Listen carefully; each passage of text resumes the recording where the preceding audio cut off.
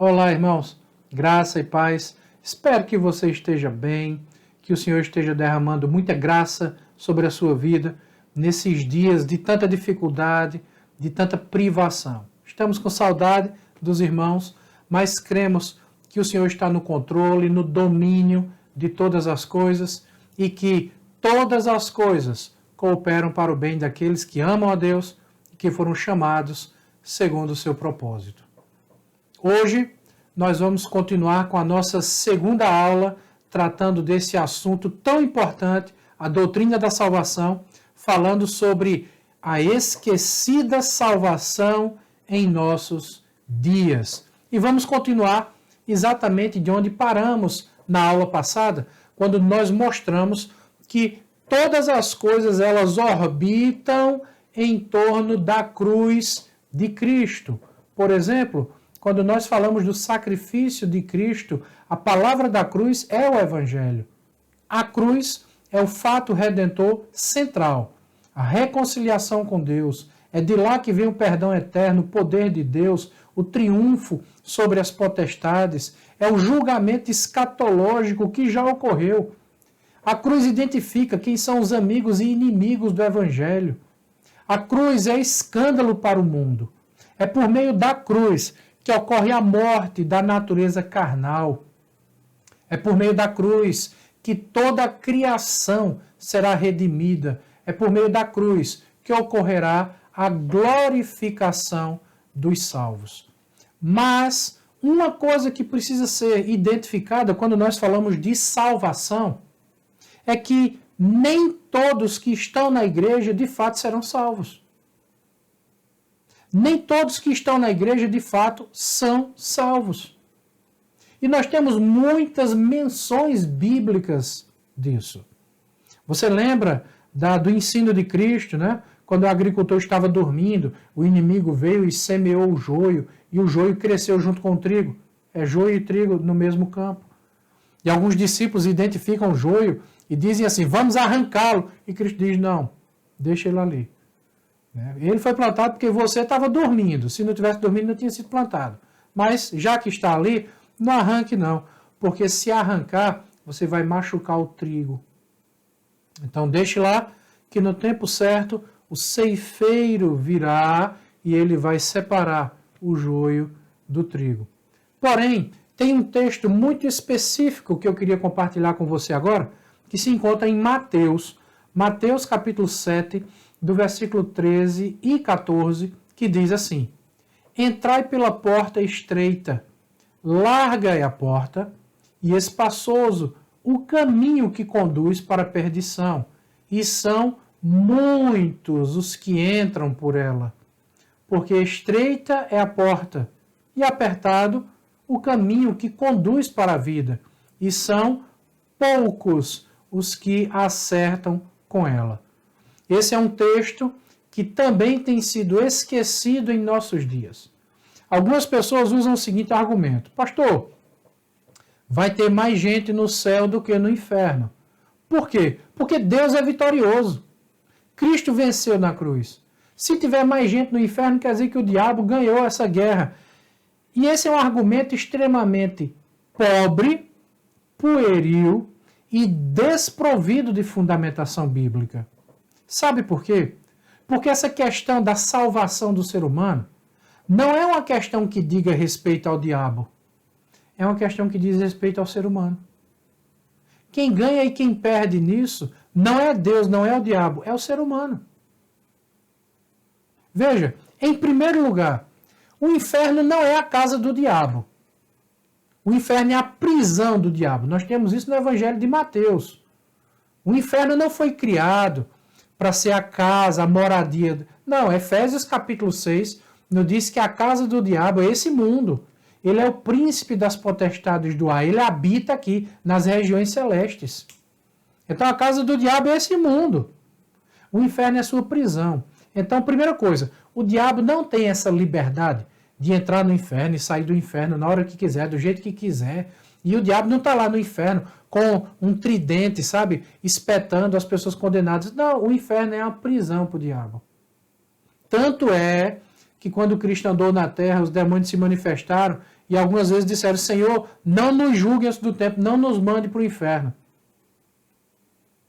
Por quê? Porque o julgamento, segundo o texto de Apocalipse, diz que o inferno, os demônios, serão lançados dentro do lago de fogo. Então esse conceito de que vai ter mais gente no céu e no inferno, porque se tiver mais gente no inferno, é o diabo que ganhou essa guerra, esse não é um conceito bíblico.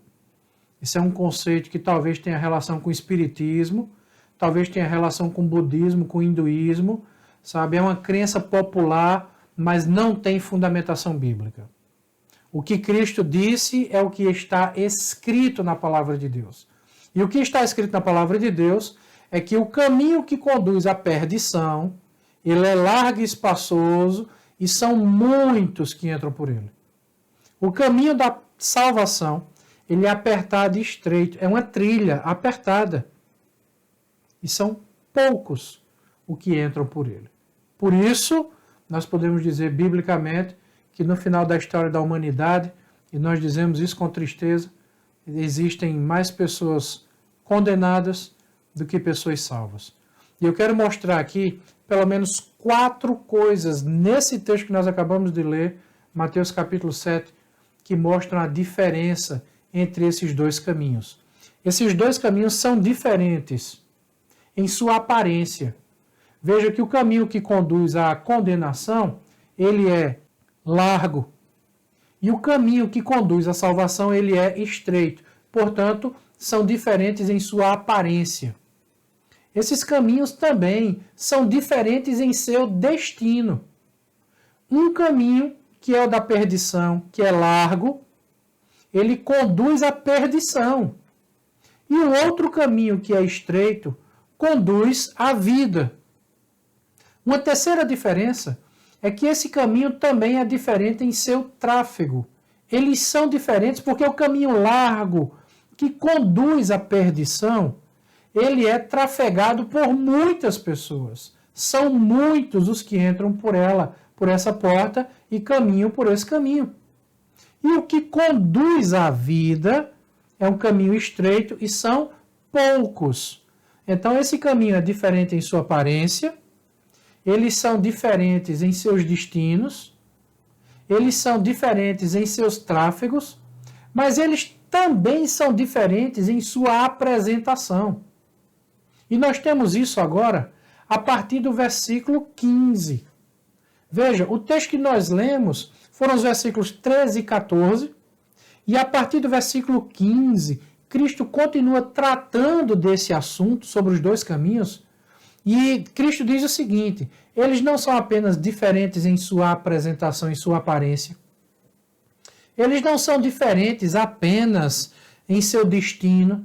Eles não são diferentes apenas em seu tráfego. Eles são diferentes também na maneira como são apresentados e são diferentes no que diz respeito às pessoas que apresentam esses caminhos. Então, do versículo 15 até o versículo 19, Cristo diz assim: Senhor, Senhor, em teu nome nós profetizamos, em teu nome nós fizemos muitos milagres, em teu nome nós expulsamos demônios.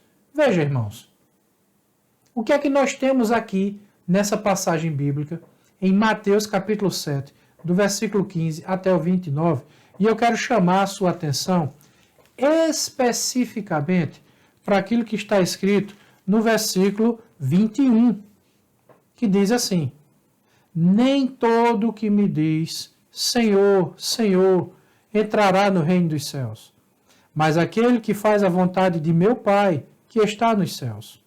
Versículo 22. Muitos naquele dia hão de dizer-me: Senhor, Senhor, porventura não temos nós profetizado em teu nome, e em teu nome não expelimos demônios, e em teu nome não fizemos muitos milagres? Então lhes direi explicitamente: nunca vos conheci. Apartai-vos de mim, os que praticais a iniquidade. Primeira pergunta que nós fazemos, com base no texto bíblico, com base naquilo que Jesus falou: essas pessoas estavam onde? Pessoas que dizem Senhor, Senhor. Pessoas que expulsam demônio em nome de Jesus. Pessoas que profetizam em nome de Jesus. Pessoas que fazem milagre em nome de Jesus. Essas pessoas estão onde? Dentro da igreja. É dentro da igreja que nós encontramos as pessoas com essas práticas. E perceba muito bem, quero deixar isso aqui logo claro, eu creio que Deus pode usar pessoas para expulsar demônios. Eu creio que Deus pode fazer milagres, operar maravilhas, coisas fantásticas. Mas demônios também podem fazer isso. Mas essas coisas que aos olhos humanos são fantásticas, podem ser criações e invenções também. Por isso, nós andamos por fé. E fé não se move por aquilo que é visto. Os sinais podem acompanhar os que creem, mas também podem não acompanhar. Isso depende da soberania de Deus. Portanto, o que nós temos aqui nas palavras do próprio Jesus Cristo é a presença de pessoas efetuando coisas impressionantes dentro da igreja, e isso não vem de Deus. Veja, as pessoas estão dizendo, em teu nome nós fazemos isso. Em teu nome nós fazemos aquilo outro. Mas o que é que Jesus Cristo diz? Nunca vos conheci. Em outras palavras, vocês nunca fizeram parte do meu povo. Veja, em João capítulo 10, Jesus diz assim, o bom pastor conhece as ovelhas e a ovelha conhece o pastor. Mas nesse caso, Jesus está dizendo, nunca vos conheci. Perceba, Jesus não está dizendo, olha, eu te conheci no passado e depois teve uma ruptura na nossa relação e hoje eu não te conheço mais. Não, não é isso que Jesus está dizendo. Jesus não está dizendo, eu te conhecia antes e agora não te conheço. Não, Jesus está dizendo o quê? Nunca vos conheci. Ou seja, essas pessoas nunca tiveram um relacionamento de salvação com Cristo. Essas pessoas nunca tiveram um relacionamento de operação espiritual da parte de Deus. Cristo diz em primeiro lugar, nunca vos conheci. Cristo diz ainda, apartai-vos de mim, se afastem de mim, essas pessoas são condenadas. Se apartem de mim, vocês que praticam a iniquidade. Então veja, Jesus está dizendo, isso que vocês praticam, que vocês estão dizendo que praticaram, é iniquidade. Agora, raciocine junto comigo. Imagine, se o que essas pessoas estão fazendo é por meio do Espírito Santo, Jesus está dizendo que o que elas estão fazendo é iniquidade. Então, se o que essas pessoas estão fazendo, profetizar, expulsar demônio, fazer sinais, maravilhas, se o que essas pessoas estão fazendo foi feito pelo Espírito Santo, Jesus então está reprovando o próprio Espírito Santo. Porque Jesus disse que o que elas fizeram foi iniquidade. Então, nós só podemos chegar a uma única conclusão. Esses sinais de fato aconteceram, mas não foram operados pelo Espírito Santo. Eles têm outra origem. E que origem é essa? Bom, agora eu preciso ir com vocês para a Bíblia, porque eu preciso que vocês sejam convencidos pela palavra de Deus. O profeta Oséias, no capítulo 4, versículo 12, diz assim, o meu povo consulta o pedaço de pau, ou seja, o povo estava nas suas idolatrias, o povo estava na sua prática religiosa, assim como tem muita gente nas suas práticas religiosas hoje. Voltando para Oséias, o meu povo consulta o pedaço de pau e este lhe dá a resposta. Ou seja, sinais, maravilhas, coisas impressionantes aconteciam. E qual a origem disso?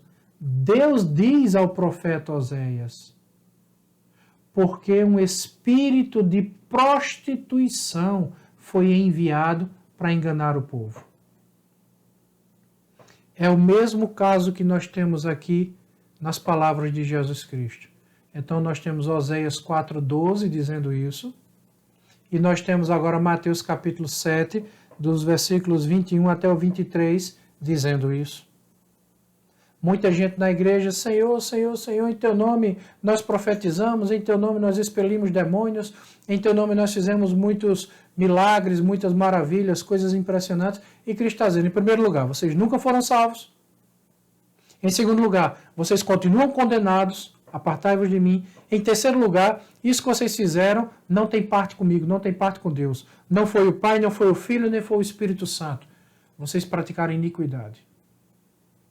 É disso que o apóstolo Paulo fala quando escreve aos Tessalonicenses, dizendo que o mistério da iniquidade já opera. E o que é o mistério? É algo que não foi revelado, é algo que não está claro. Por isso que é o mistério da iniquidade. A mesma palavra que Cristo usa aqui, iniquidade.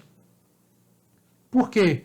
Porque os demônios estão agindo dentro da igreja para enganar, se for possível, até mesmo os escolhidos. Até mesmo os eleitos de Deus. Então perceba que existe uma relação direta aqui entre salvação e operação. Deus pode usar um salvo para operar um sinal, uma maravilha, uma coisa impressionante? Claro que pode. Nosso Deus é um Deus de milagre. Nosso Deus é um Deus que faz coisas impressionantes. Um dos nomes de Deus na Bíblia é o Deus do impossível. Mas nem todo milagre que acontece vem de Deus.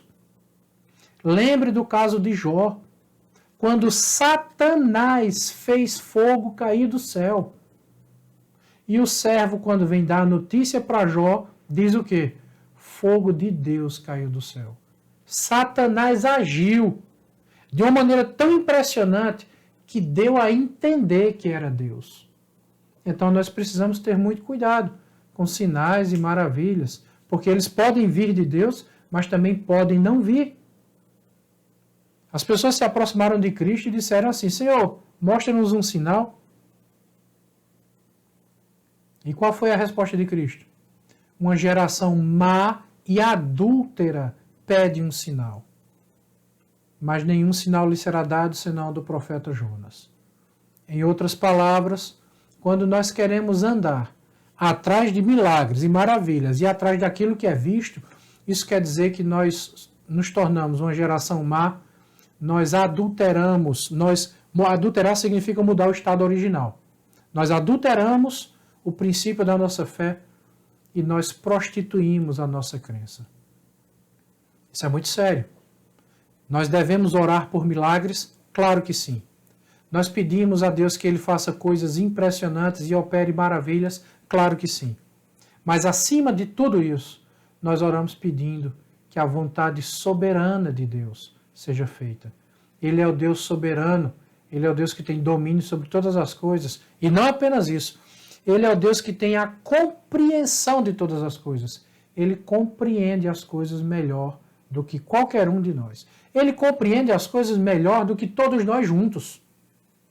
Por isso que às vezes a gente pede e Ele não faz. Por quê? Porque Ele está entendendo a coisa melhor do que a gente. Nós não temos a compreensão completa de tudo que está acontecendo. Então, voltando para Mateus capítulo 7, a salvação não está relacionada com aquilo que se pratica. Por mais impressionante que seja isso. Veja mais uma vez um texto. Versículo 23. Então, lhes direi explicitamente, nunca vos conheci. Apartai-vos de mim, os que praticais a iniquidade. Então, primeiro ponto. Mateus capítulo 7, versículo 15. Essas pessoas estão dentro da igreja.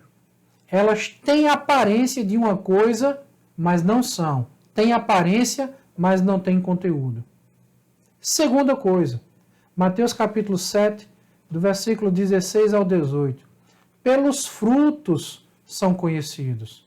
Não se dá fruto do dia para a noite, gente. Irmãos, nós precisamos ter paciência, nós precisamos ter calma. Tem gente que quer que as coisas aconteçam do dia para a noite. Não. É preciso caminhar. É preciso dar tempo ao tempo, é preciso aguardar.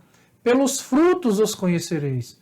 Mas você não planta uma semente hoje e amanhã ela já é uma árvore dando fruto, não.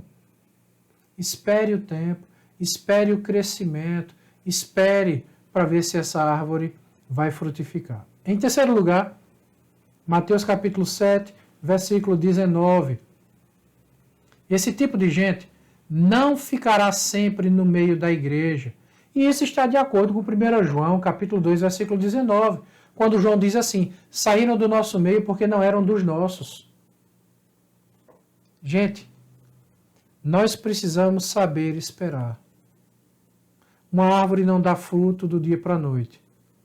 E aqueles que não estão na igreja, aqueles que não caminham na igreja, é porque não fazem parte da igreja. Nós precisamos entender isso. Nós precisamos compreender isso, não com as nossas emoções. Porque as nossas emoções nos fazem sofrer. Nós nos apegamos às pessoas.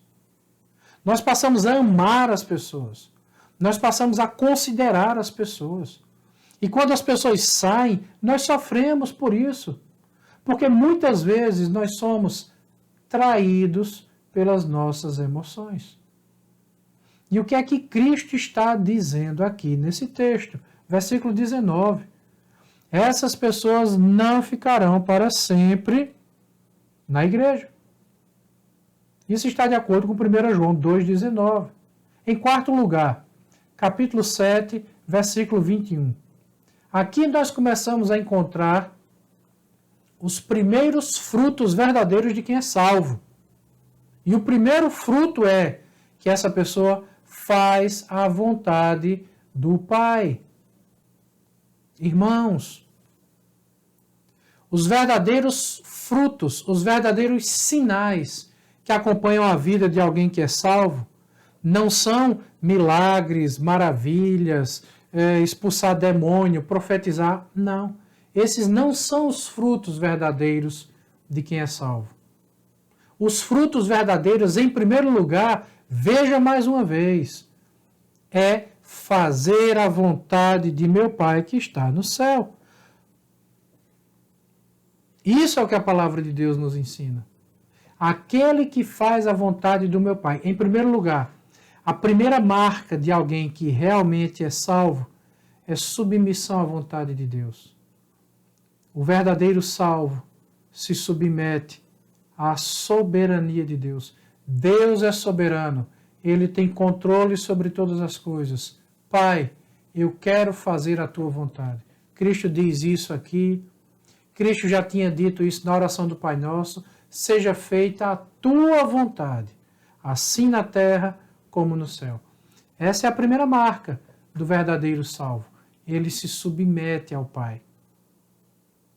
Na sequência, essas pessoas, capítulo 7, versículo 22, essas pessoas que não são salvas, usam os sinais como meio de justificação.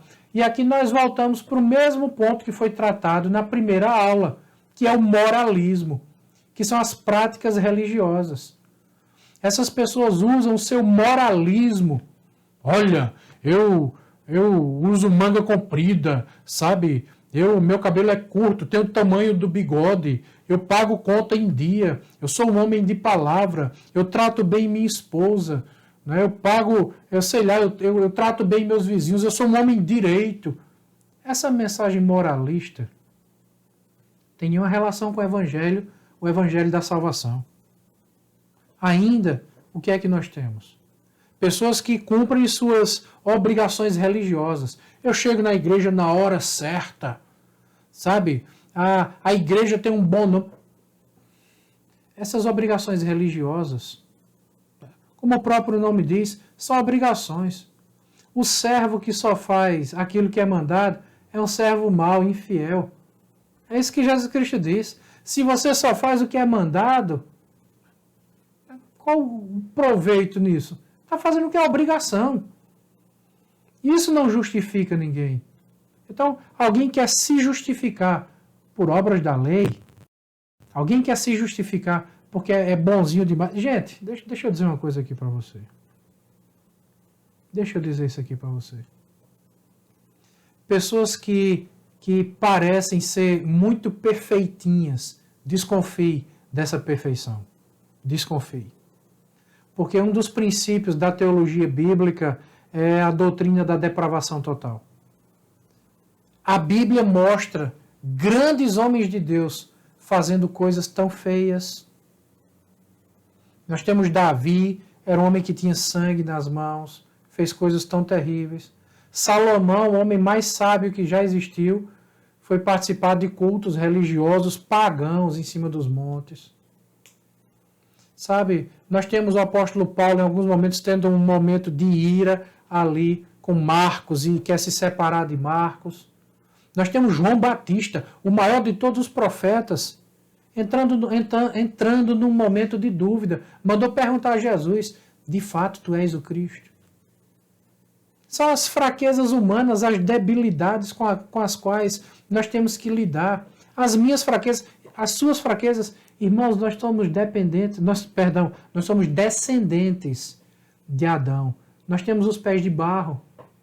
Nós temos nossas fraquezas, nossas falhas. Então, pessoas que querem mostrar essa aparência, sabe, de infalibilidade, essa aparência de inerrância, essas pessoas que querem vender essa imagem de integridade,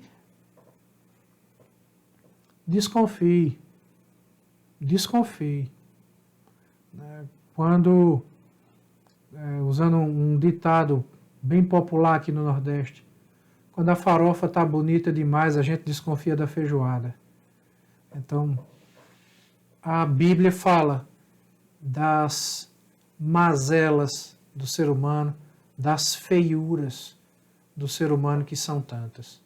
O verdadeiro salvo, ele não tenta vender uma imagem de algo que ele não é. O verdadeiro salvo, sabe, ele anda num estado de humildade. Eu tenho minhas fraquezas, eu reconheço as minhas falhas e peço graça a Deus para superá-las e para vencê-las e para continuar seguindo em frente. Apesar de quem eu sou, eu não quero desistir de caminhar. Apesar de quem eu sou, eu não quero parar a minha jornada. Eu quero continuar seguindo em frente. Então eu não vou usar o moralismo, as práticas religiosas, ou porventura algum sinal que Deus tenha operado através da minha vida como meio de justificação. Em sexto lugar, Mateus capítulo 7, versículo 23. Esses sinais para Cristo são iniquidade. E em sétimo lugar, dos versículos 24 até o versículo 27, é que nós temos agora a apresentação do segundo fruto na vida de um salvo. Você lembra do primeiro fruto? Qual é? O verdadeiro fruto na vida de um salvo? Se submeter a Deus, fazer a vontade do Pai. Nós temos agora o segundo fruto na vida de um salvo, que é ouvir e praticar a palavra. O verdadeiro salvo, ele ouve a palavra de Deus. Ele pratica a palavra de Deus. O verdadeiro salvo se submete ao Pai. O verdadeiro salvo tem sede pela palavra de Deus. Essas são as duas primeiras marcas. Então vamos lá. O primeiro fruto é que faz a vontade de meu Pai, capítulo 7, versículo 21. O segundo fruto é ouve e pratica a palavra. Mas qual é o terceiro fruto na vida do salvo? Será que só são essas duas marcas que a Bíblia mostra para nós usarmos para identificar quem é salvo e quem não é? Será que só são essas duas marcas na vida de um salvo? Será que não existe mais? Você pode pensar em algum aí na sua casa? Pare, pense um pouquinho, puxe na sua memória. Será que a Bíblia apresenta mais alguma marca que identifica de fato quem é salvo e quem não é salvo? Lembre, não são as marcas moralistas. Sou um bom pai, sou um bom marido, né? Sou um bom cidadão, pago imposto, sou honesto. Não são essas marcas. Isso aí são marcas moralistas. Não são marcas religiosas. sabe? Eu sou pastor, eu prego todo domingo, chego na igreja na hora. Não, não são essas marcas religiosas. Tente imaginar aí, puxe na sua cabeça. Será que você consegue imaginar? Primeira marca, fazer a vontade do Pai, se submeter à soberania de Deus, estar disposto a ser um servo. Segunda marca, tem sede pela palavra de Deus, ama a palavra de Deus, quer conhecer a palavra de Deus, quer praticar a palavra de Deus. Essa é a segunda marca. Você consegue lembrar de mais alguma? O terceiro fruto do Espírito é, na verdade, uma coleção de marcas. E quem nos fala sobre isso é o apóstolo Paulo no texto de Gálatas, capítulo 5, do versículo 22 até o versículo 24. E eu quero ler esse texto junto com você, que diz assim: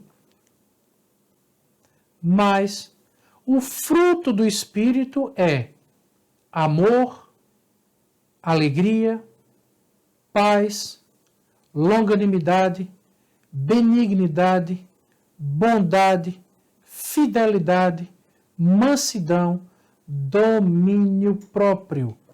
Contra estas coisas não há lei. E os que são de Cristo Jesus crucificaram a carne com as suas paixões e concupiscências. O que nós temos aqui no versículo 24 é o resumo de tudo isso. O verdadeiro salvo é aquele que crucifica a carne.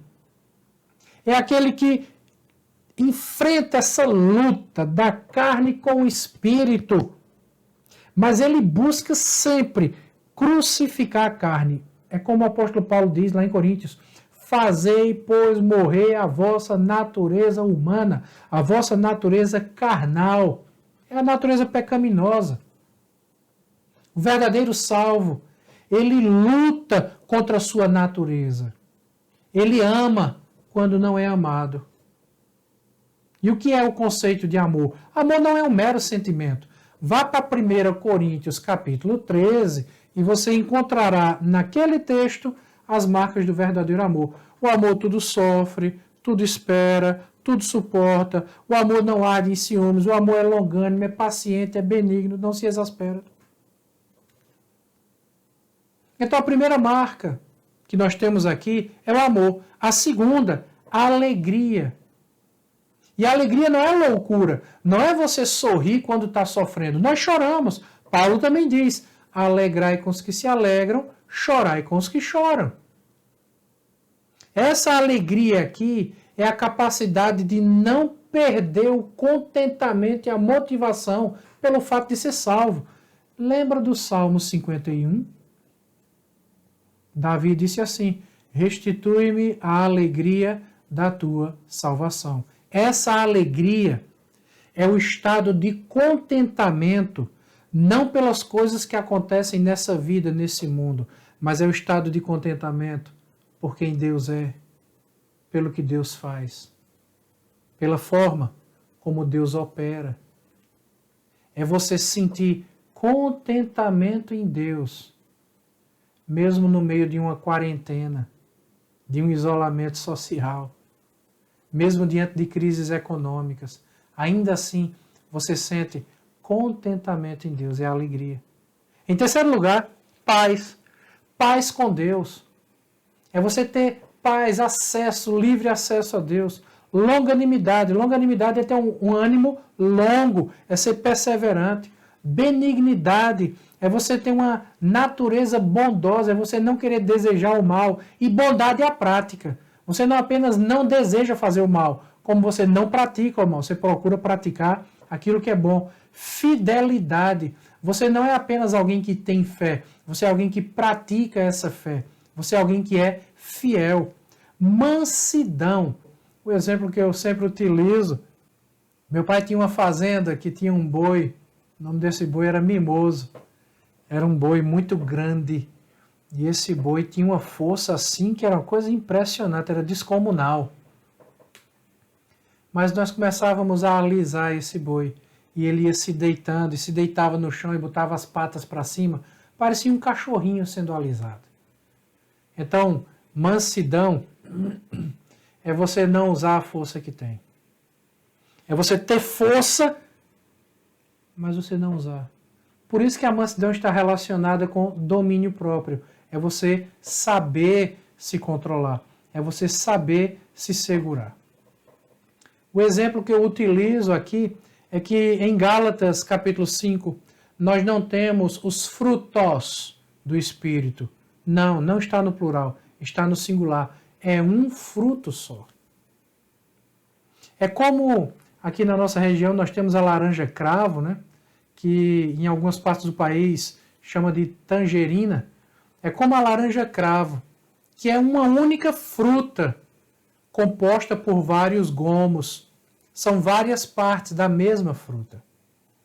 Então perceba aqui que essa terceira marca do salvo, ela é revelada, ela é apresentada pelo conjunto de todas essas coisas. Pessoas que amam apenas quando é conveniente. Pessoas que sentem alegria apenas quando tudo está bem. Pessoas que estão em paz apenas quando suas vontades são realizadas. Pessoas que são longânimas apenas quando querem realizar ou conquistar seus próprios interesses. Pessoas que são benignas apenas para vender uma imagem de santinho. Pessoas que fazem alguns atos de bondade apenas para receber algo em troca. Pessoas que são fiéis apenas quando é conveniente. Pessoas que são mansas de falsidade, mansa na frente de uns e não é mansa na frente de outros. E pessoas que não conseguem se controlar, que são explosivas. Ah, pisou no meu calo, vai ver uma coisa. Eu não levo desaforo para casa. Eu sou homem, agora você vai... Pessoas que são assim estão mostrando que não tem a laranja cravo na sua vida, que não tem o fruto do Espírito. Logo, se não tem o fruto do Espírito, não são habitadas pelo Espírito. E se não são habitadas pelo Espírito, consequentemente, não são salvas. Não é por aquilo que elas fazem que serão salvas, mas aquilo que elas fazem, e muito mais do que isso, aquilo que elas são, vai revelar se de fato elas são salvas ou não. É por isso que eu digo que é muito mais importante o fruto do que o dom. Ter o fruto do Espírito revela que você tem vida com Deus. Revela que você é salvo. Mas a manifestação de um dom, lembra de Mateus capítulo 7, pessoas que estavam manifestando aquilo que pareciam ser dons. E aquelas pessoas não eram salvas. Eram pessoas que tinham aparência, mas não tinham conteúdo. Eram pessoas que aparentavam, mas não tinham bagagem. Por isso, é muito mais importante ter o fruto do que ter os dons. E esse é um grande problema na igreja nos dias de hoje. Porque a grande maioria das pessoas não está preocupada com o fruto do Espírito. Não está preocupada com a sua essência. Está preocupada apenas com a sua aparência. A essência é o fruto. A aparência é o dom. É a manifestação de algo visível. O fruto revela quem você é. A ausência do fruto também revela quem você é. Na nossa próxima aula, nós falaremos sobre a salvação e a igreja, a salvação e a vida diária e sobre a segurança da salvação.